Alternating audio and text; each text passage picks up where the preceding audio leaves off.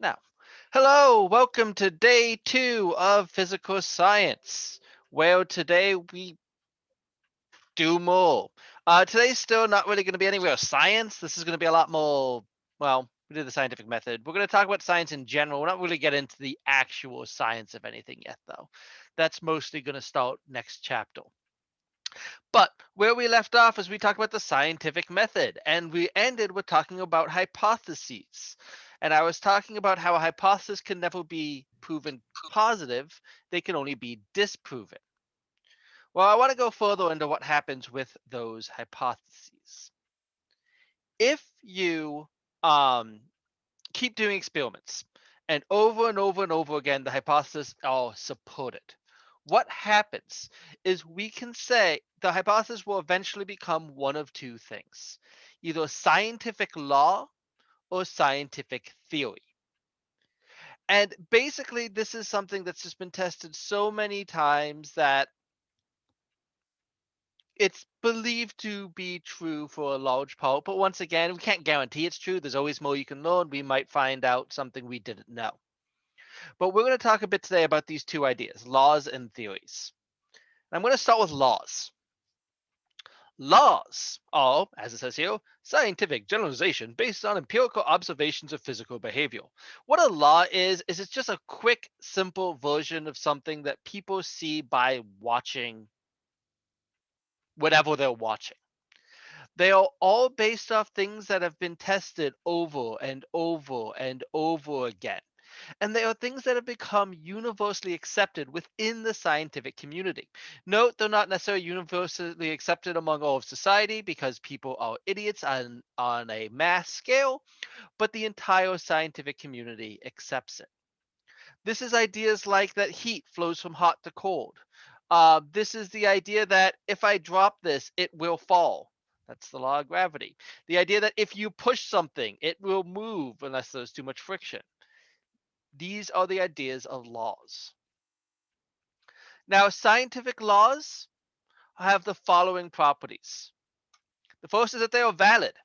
No one has ever seen it ever be contradicted ever. They apply the same everywhere in the universe.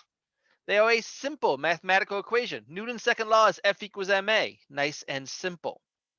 They are absolute. They cannot be broken. They are stable. They have never changed. And eternal. They never will change. And omnipotent. Everything must follow them. Now, that isn't to say things that we've defined as scientific laws haven't been.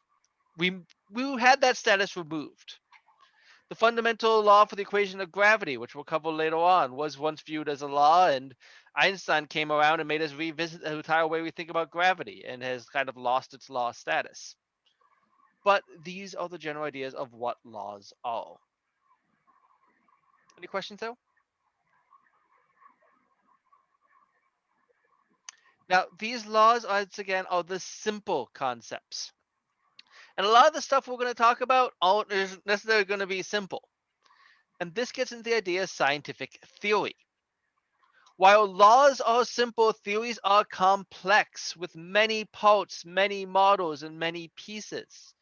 They are often changed as we learn new information, but we'll explain how and why a thing occurs. You see, it's scientific law that temperature flows from hot to cold. It is scientific theory that temperature flows from hot to cold due to physical molecular interactions. That a hot thing has fast moving molecules. I'm not wearing my ring. A hot thing has fast moving molecules. A cold thing has slow moving molecules. And the fast moving molecules hitting the slow moving molecules is how heat transfer happens. That's what a theory is. Now, keep in mind, a theory in the scientific term does not necessarily mean the same as theory in most other branches. When someone says the word theory, they normally think it's an idea that there's no real proof of being true. Most scientific theories are well accepted. The idea of plate tectonics, you probably learned that back in high school at some point, that Earth has a whole bunch of plates, they shift, that's what forms earthquakes and things like that. That's a scientific theory. Radioactive dating, we can see how old something is, but that was underground, is a scientific theory. In general, when a scientist says a scientific theory,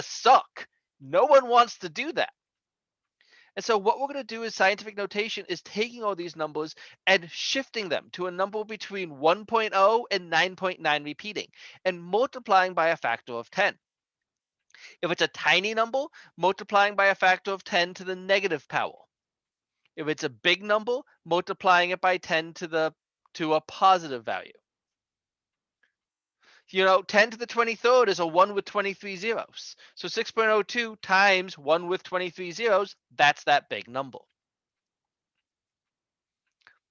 How this is going to work is if you're ever given a big number not in scientific notation and you want to move it to scientific notation, just count how many spots you need to move the decimal to get it one away from the end. See, if I have this 65 million, yep. If I want to take 65 million and I want to convert it to scientific notation, I'd say I want this decimal to end up right here. and I'll count how many spots it moves to do that. 1, 2, 3, 4, 5, 6, 7. So that's the same as 6.5 times 10 to the 7th. It's of note you could also go the other way. If I have 6.5 times 10 to the 7th, I could say, okay, it's positive, so it's going to be a big number. I'm just going to move this decimal 7 spots. 1, 2, 3, 4, 5, 6, 7.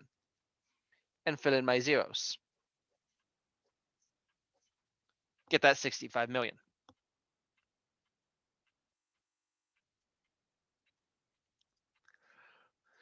For a negative exponent, over a small number, sorry, the same idea. You count how many spots you have to move the decimal to get one, so between 1 and 9.9 repeating. Here, if I have this value here, I got to move it 5 spots. 1, 2, 3, 4, 5. Because moving it 5 spots gives me 9.87. And so this is 9.87 times 10 to the negative 5th. If you want to go the opposite direction, same idea. 9.87. If it's negative, you're going to have to go make it a small number. So I just say 1, 2, 3, 4, 5 and move it 5 spots.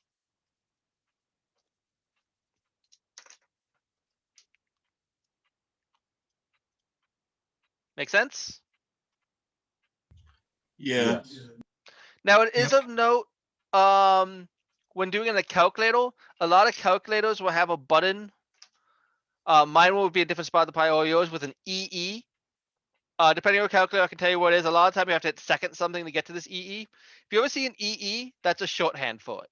If I wanted to type in like 9.87 times 10 negative 5th, I would just type in 9.87 EE negative 5. It's a shorthand.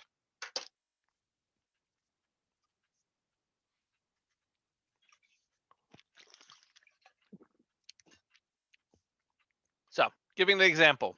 If we were in class, I'd probably have people doing this in class, but online, I'm not going to bother. If I want to convert these, I'm just going to have to go and use this logic. 1.73 times 10 to the 4th. If I want to make this normal, I'm just going to, and I'll do it like this. I'm just going to have to move, that's not what I want to do. I'm just going to have to move this decimal over 4 spots. It's a positive number, so I want to make it bigger. So I say 1, 2, 3, 4. And I can say that 1.73 times 10 to the 4th is the same as 17,300. If it's a negative exponent, you want to make a tiny number. This is negative 6, so I'm going to move it over 6 spots. 1, 2, 3, 4, 5, 6. And I'll say 0.000000678.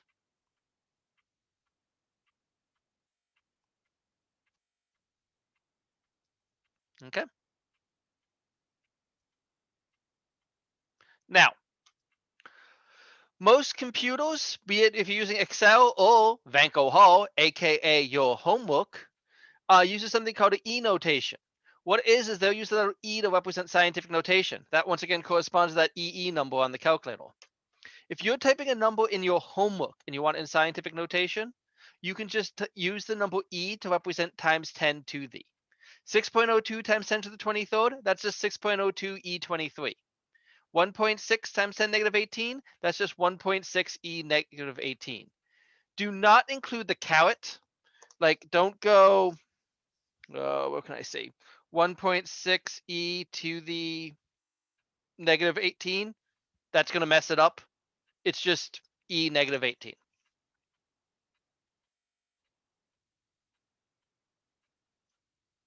Okay?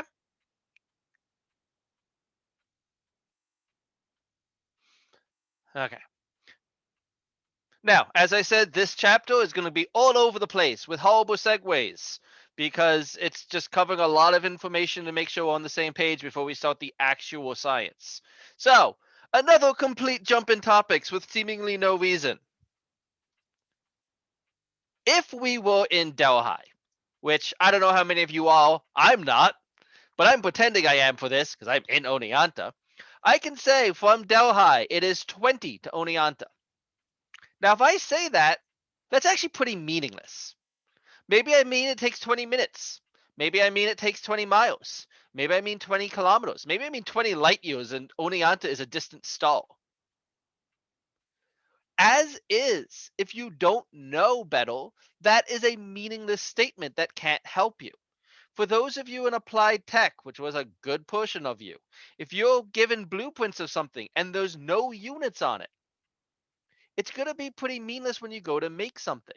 If you have a blueprint and everything you assume is in feet, but they put it in meters, you're going to make it 1/3 as big.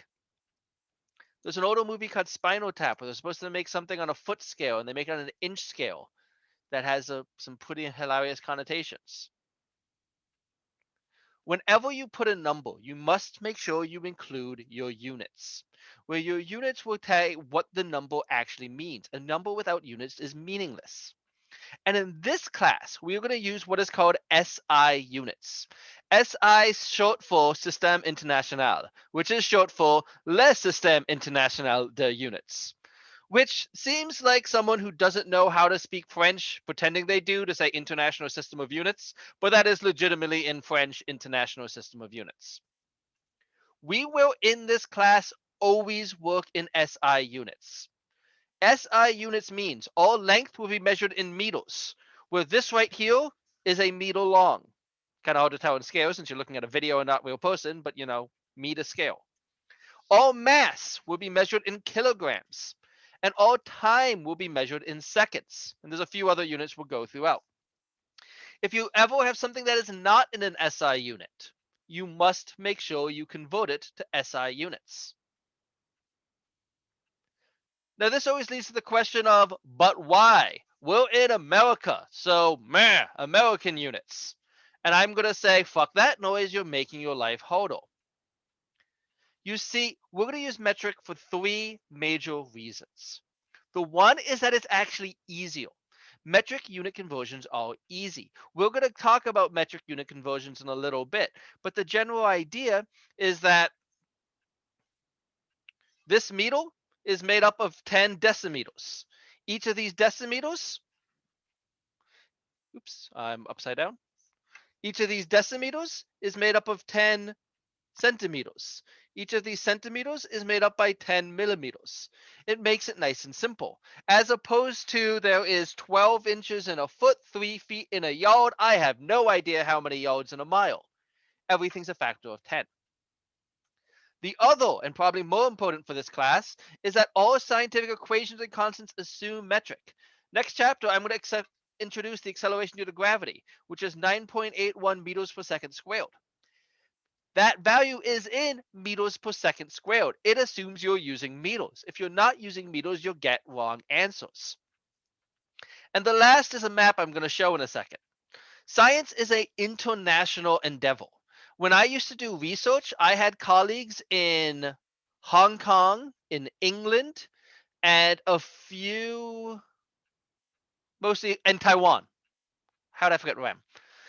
We were all working together. And it made sense to all use a constant same set of units. So when we talk about something, we could all agree. And when it comes to metric units, these countries in pink are the ones that do not use metric units. There's only 3 countries that do not use metric units: America, Liberia, and Burma. And actually, this slide is a little old. That might not even be up to date. I think if I remember correctly, Liberia might have changed. Only Americans don't use metric units. And it's easier for us to work with everyone to all use the same. So, metric units. Here's what you need to know. All units in metric are based off 1, 2, 3, 4, 5, 6, 7 base units. 7 fundamental units that are all based off physical constants that can be measured. All length is based in meters, which is the distance light travels in 1,299,792,458th of a second. Mass is measured in grams. This is actually the newest definition. It was based off a physical weight that it was mass, but in 2018 they redefined it to be based off Planck's constant, and E equals mc squared. Now, for the record, we are never going to use mass in grams. We're always going to measure mass in kilograms because a gram is really goddamn tiny. I had a gram weight somewhere, but it was really tiny and I lost it. And so despite mass being measured in grams, we will be using kilograms. Time will be measured in seconds. That one you should know. Electrical current is measured in amperes, more commonly called amps. You might be familiar with that one too. It's based off the charge of an electron. Of note, most electricity we use metric units. Watts, volts, those are also metric units. But watts and volts are defined based off the ampere. Once again, this isn't all the units, these are the base units. We can have other units defined off these. Temperature will be measured in Kelvin. This is based on something called Boltzmann's constant. We also often will use metric, or use Celsius. Celsius is also a metric unit. But for science, we'll often have to use Kelvin. Celsius just has an offset of 0. We'll talk about that when we get into thermodynamics in a bunch of chapters. Amount of substance will be measured in moles. We're going to talk about this at the very, very, very, very end of the class. So don't worry about it then. And luminous intensity, how bright something is measured in candelas. Well, I have literally never worked in candelas or seen them before. I have no idea what they are. In reality, they just exist, and we're not going to worry about it too much. That's the basis units. Everything else is based off these. We're going to have units like newtons and joules and volts. They're all just based off these units and a bunch of them put together. But we're going to need to make sure we use these. Okay? Now, on why we should care, and time for a little history lesson. 22 years ago now, in 1999, NASA decided to put a weather satellite that was going to go around Mars. Cost $125 million to make. And they had multiple people working on it because, it's a big project. And there was a group of engineers who, as engineers, decided we're in America, we're going to use American units because America. And they worked with American units. And there's a bunch of scientists who are like, we're scientists. We always use metric. American units are dumb. We're always going to use metric. But here's the thing. They were all idiots, both groups, because the engineers said we're going to work in American units, but they did not label their units and mark which units they used. The scientists saying we're going to use metric because everyone uses metrics also did not label their units. So there's no one in the right here. They all were dumb. And because no one labeled their units, what happened on top of everyone using their own units, they assumed everyone used the same units as them. The engineers assumed the scientists used American, and the scientists assumed the engineers used metric. And so what happened is the satellite, instead of going up and orbiting Mars, where closer, accelerator went full speed into the side of the planet, obliterating itself. $125 million gone because no one labeled their fucking units. This is a real thing that happened. Labeling their units can cause issues. A number without units is meaningless. This goes back to Oneonta is 20 from Delhi. Oneonta is about 20 miles from Delhi. But unless I include that miles, if you're trying to get from Oneonta to Delhi, it might not help you. A number without a unit is wrong. And especially, once again, for those of you in a building field, if you're told to, I'm going to go construction because I know some of you that. If you're told to make a shed make a wall that is 30 long, it really will make a difference on what type of unit that is talking about. Now, in the weighing of real reasons it should matter to you, if you don't care about trying to be good at your job, how about the fact that I'm going to take off a lot of points? Anytime you put a number and don't put units, you lose points. On the homework, no units, you will get only half credit on the problem. Keep in mind you still have the full attempt, so if you forget your units, you have another attempt to fix it. You just type the units in right next to the number. Hints on putting units are right in Banco Hall.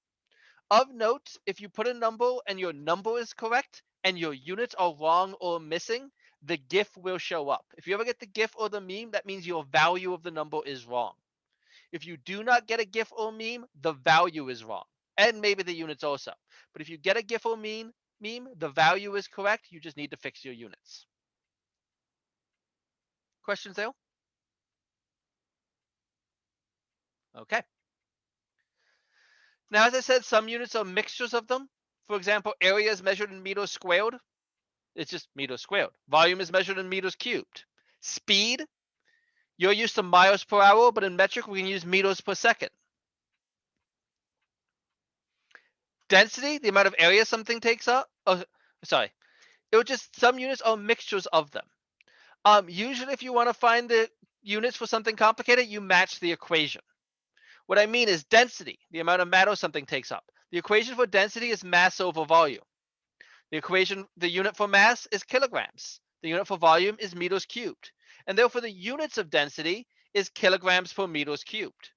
It's just going to match the equations. And so if you're ever not sure which units to do, look at the equations. Whatever the equations say they are, that's going to match what they are in real life. Now, sometimes units are used so often that they get their own name. For example, a kilogram meter per second squared is a Newton. It's used so often it gets its special bit there. Okay. Now, we're going to be using metric once again. So let's get into unit conversions in metric. As I said before,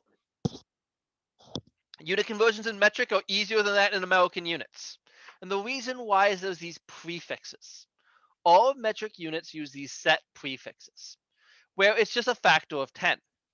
I said before with this meter stick that there's in 1 meter, there's 10 decimeters. In 1 decimeter, there's 10 centimeters. In 1 centimeter, there's 10 millimeters. This is actually a series of prefixes, each with a name and a symbol, just one letter, capital or lowercase. It makes a difference which one, keep track, that says what it's a factor of. And what it is we can say like a kilogram. A kilogram is 1,000 grams. That's because a kilo means 1,000. But a kilometer is 1,000 meters. A kilosecond is 1,000 seconds. A kiloliter is 1,000 liters. That these work for all metric units. You can have a kilo anything. And in fact, there's a whole bunch of prefixes. Here's a whole table. This table is going to come up a bit. It's going to be on the homework. It's going to be on the exam, and I normally would give it both times. And this just says what all of these prefixes lead to. How to read this is that these symbols here represent just the prefix in front. And if I say an HM, the first letter is the prefix. The second letter is what the thing is. So an HM is a something meter. I know it's a something meter because there's an M there. And it's an HM. So I look for H and say H is hecto. So an HM is a hectometer. Hecto. Now, if I want to find out what a hectometer is, I can look at this table. And a hectometer says 100, or 10 to the second. What that means is a hectometer is 100 meters, or 10 to the second meters. It's the same thing. This can be a conversion factor, and we can always use to find what the units are.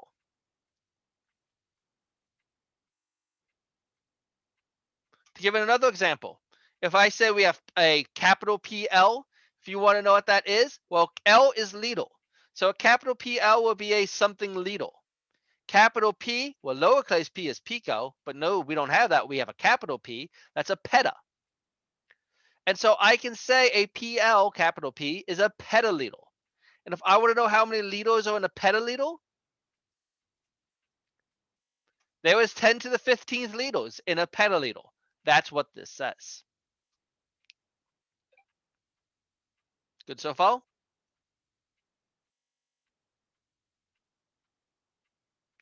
Now we're going to use this to convert between one set of units and the other. Maybe not just between metric and metric, but also between American and metric, or American and American. The general idea is that if your units are not consistent in an equation, you might need to convert them to appropriate ones. And units can be treated like any algebraic quantity. And like if you have x divided by x divided by x is 1. X times x is x squared, and so on. Units can do the same. If you ever want to do a unit conversion, start with an equality. You'll need to be given this or know it. No, I will almost always give them though. Take, for example, 1 inch is 2.54 centimeters. That's just a fact. I'm just telling you. 1 inch is 2.54 centimeters. That is actually an algebraic equation. to the quality, but it is an equation. And like an equation, you can do anything you want to one equation as long as you do it to both sides. See, if I take this equation, I can divide both sides by 1 inch. If I divide both sides by 1 inch, my left side becomes 1 inch divided by 1 inch. But 1 inch divided by 1 inch is 1. My right side becomes 2.54 centimeters divided by 1 inch. And so that means 2.54 centimeters divided by 1 inch, that is 1. Let's say I have a number in inches. I tell you something is 15 inches long and I want it in centimeters. If you have a number, you want to convert it, you'll just multiply it by 1. If you multiply it by 1, it doesn't change. A number times 1 is the same number. But you multiply it by a version of 1 that can algebraically cancel out certain units and get units you want. See, in this case, I have inches just sitting there. So that's an enumerator of a fraction. And so I will multiply this by a fraction with inches in the denominator and centimeters on top. I put inches in the denominator so I can cancel out my inches. But I got to multiply by 1. But I know 2.54 centimeters divided by 1 inch is 1. And what happens if I multiply through this? I'm going to say my inches cancel. And I'm left with 15 times 2.54. 15 times 2.54, 38.1. So 15 inches is 38.1 centimeters.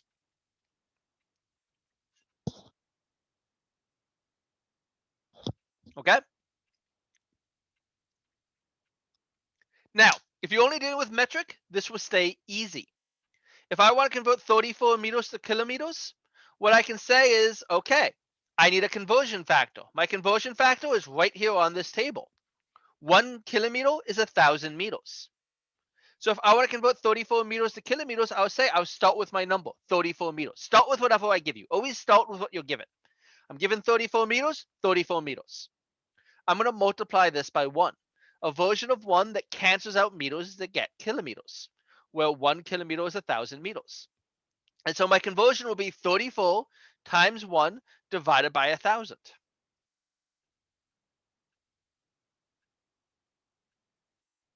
If I want to instead convert 32 milliliters to liters, I'd say, okay, milliliters, millis right here. 1 milliliter is 0.001 liters. And I'll say, okay, 32 milliliters. That's what I started with. I'll write that down, 32 milliliters. I'm going to multiply this 32 milliliters by a fraction. I want to get away from milliliters and get liters. Since I want to go away from milliliters, that's what I'm going to put on the bottom so that they can cancel. And I know that 0.001 liters is 1 milliliter. And I'll multiply through 32 times 0.001.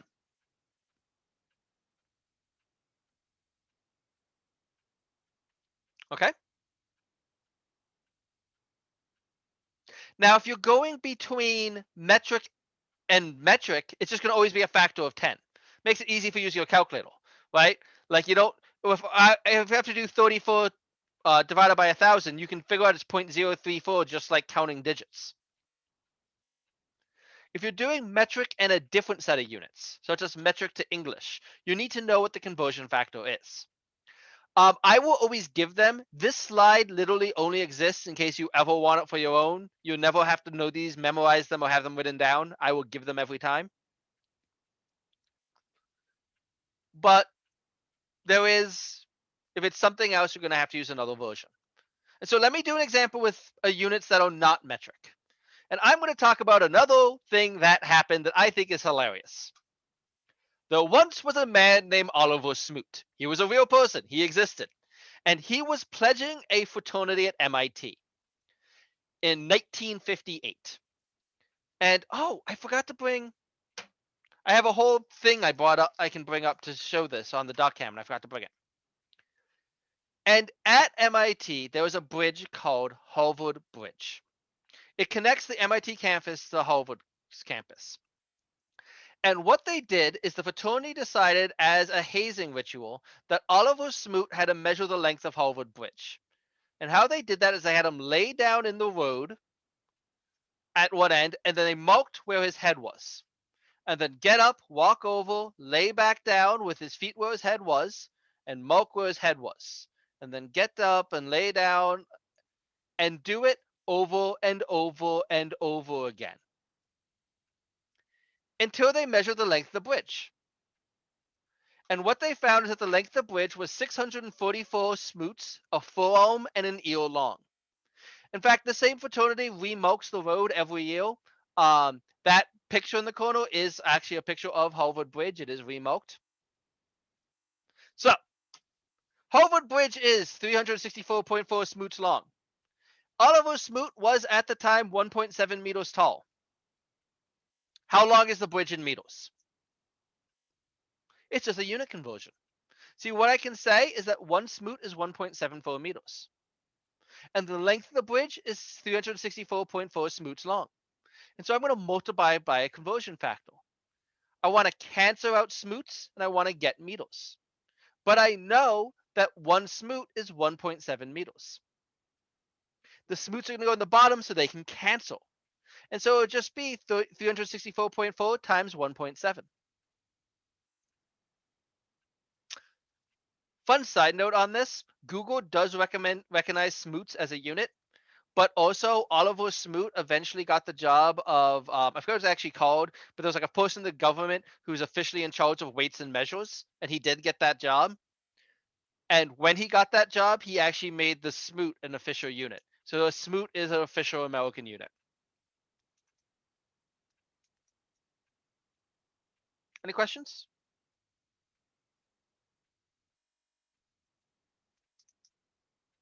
Okay, so far I've been keeping it pretty simple. So let's get crazy. Sometimes we have mixed units. That maybe it's just something like meters per second, or even worse, something raised to a power. Now I'm going to talk about both those ideas. If you have a unit raised to a power, you need to keep that in mind. Let's say you have 2 meters squared and you want to convert to centimeters squared. Well, I can go to my metric table and say that there's 100 centimeters in a meter. And I'll say, okay, there's my conversion factor, 10 to the second centimeters in 1 meter. So convert meter squared to centimeters squared. Well, meter squared. I have 2 meters squared. I'll write that down. I'll multiply it by a ratio. I want to cancel out my meters. So I'm going to put meters on the bottom, centimeters on top. So I got meters squared divided by meters. But meters squared divided by meters doesn't cancel. Meters squared divided by meters is meters. If I do this math, I have 2 meters times 10 to the second centimeters, or 2 times 10 to the second centimeters meters. That's a bullshit unit. That isn't centimeters squared. If your unit is raised to a power, you need to keep that in mind as you do this. But here's the thing. 10 to the second centimeters divided by meters, that number was 1. Any number times 1 is the same number. But that includes 1. 1 times 1 is 1. 1 times 1 times 1 is 1. 1 to the anything is 1. And so if I know that 1 meter is 10 to the second centimeters, or 10 to the second centimeters over 1 meter is 1, I can square this. If I square this, I get the same value. And squaring this means I square everything, which means I individually square each thing. 10 to the second squared is 10 to the fourth. Centimeters squared is centimeters squared. 1 squared is 1. Meters squared is meters squared. And I get a new conversion factor. If your unit is raised to a power, raise your conversion factor to that power. This will allow things to cancel out. And I can say if I have 2 meters squared, I can multiply this by my new conversion factor. This lets my meters squareds cancel. And I can say that it's 2 times 10 to the fourth centimeters squared. Okay, that is probably the most complicated thing we're going to do this chapter. And I'm going to give 2 more examples of it. Any questions before I do these 2 examples?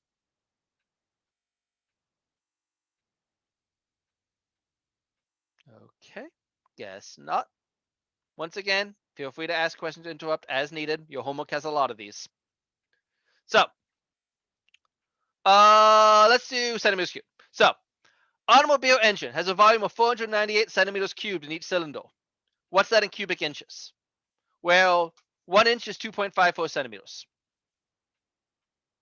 If I want to do this conversion factor, I know I'm going to start with 498 centimeters cubed.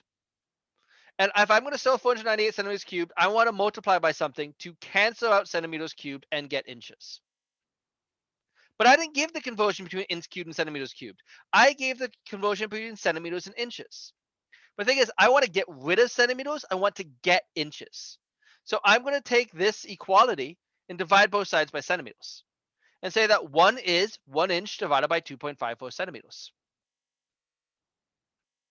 But because my centimeters is cubed, I'm going to cube that conversion factor. And I'll just factor through my cubed. I'll say each piece of this gets cubed. 1 cubed is 1. 2.54 cubed, I'll just type that into a calculator. 2.54 cubed is 16.39. So that means there's 1 inch cubed in 16.39 centimeters cubed. And that's what I'll multiply by. 498 centimeters cubed, I'll multiply by this ratio. This ratio will cancel out centimeters cubed and get my answer.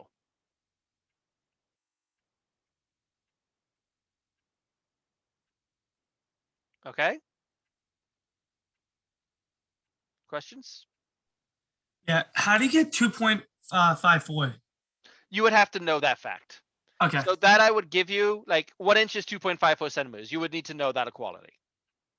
But I will always give that. Thank you. No problem. Any other questions? Okay, we got 9 minutes left, so I'm going to do a complicated one.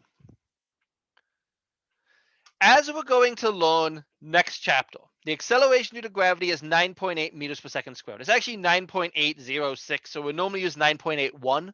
I just rounded for this one because I'm just doing conversion. If the acceleration due to gravity is 9.8 meters per second squared, what is that in miles per hour squared? Now, you would need to know the conversions, and I'm going to just tell you them. 1 mile is 1,609 meters, or 1.609 times 10 to the third. And 1 hour is 3,600 seconds. I don't normally give time conversions. I assume you know it. But there's 60 seconds in a minute, 60 minutes in an hour, 60 times 60, 3,600. So if I'm going to do this conversion, I'm going to start with what I know. And that there's 9.8 meters per second squared. But here I got to convert two things. I want these meters to become miles. I want these seconds squared to become hours squared. I have a double conversion. If you have multiple units to convert, just do them one at a time and just work your way through them. In fact, this will sometimes work if you have multiple steps that you know one equality, another equality, but not all at the same time. You can do it step by step. So I'm going to say, okay, 9.8 meters per second squared. I'm going to try to convert one of these two units, and only one for now. And I'm going to start with miles. I'm going to say, let's make our meters miles. And so I'm going to multiply by a ratio. I want to cancel out my meters. I want to get miles. Meters is on the top here, so I put meters on the bottom to cancel. I just hit my hand. And I take my conversion. That 1 mile is 1.609 times 10 to the third meters. This allows my meters to cancel out. And I do this math. But here this number's on the bottom. You're going to just multiplying through. So it's 9.8 times 1 divided by 1.069 times 10 to the third. And 9.8 times 1 divided by 1.609 times 10 to the third is 0.00609. And so that's the acceleration due to gravity in miles per second squared.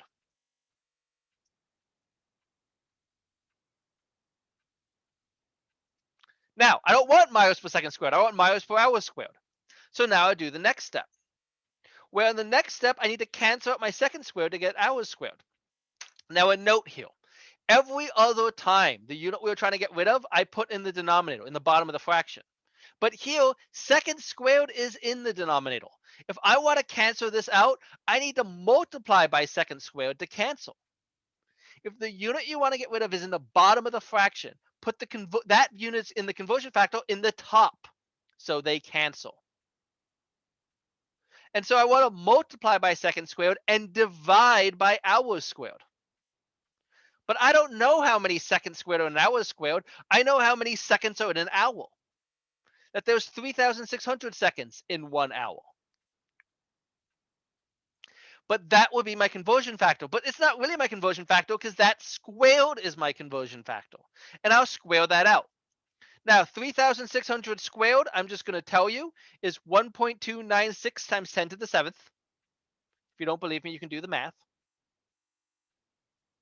And this will allow my second squares to cancel. And I'll multiply through 0.00609 times 1.296 times 10 to the 7th. The only units I'm left with is miles per hour squared. So I have the right units. And I can do that math. And say the acceleration due to gravity is 7.89 times 10 to the 4th miles per hour squared.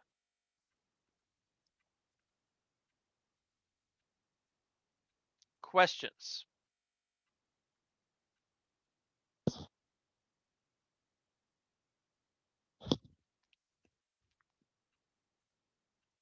Okay. So that is the end of chapter 1. We got 5 minutes left, and I'm going to talk a little bit. So I just want what's going on. What happens now? You have a lab that opens on Friday. This lab is obviously not going to be very far into any physics or anything because we haven't done any physics yet. This lab is using a physics equation, but it's all going to be about how to make a graph and how to do unit conversions. There's a lot of unit conversions in there. You also have your homework. The homework for chapter 1 is due 1 week from today. You always have a week from when I finish the chapter to the homework's due. I'd recommend starting it sooner than later. I know one of you already finished and went further than that. Take a look at the homework, get it started in case you need help.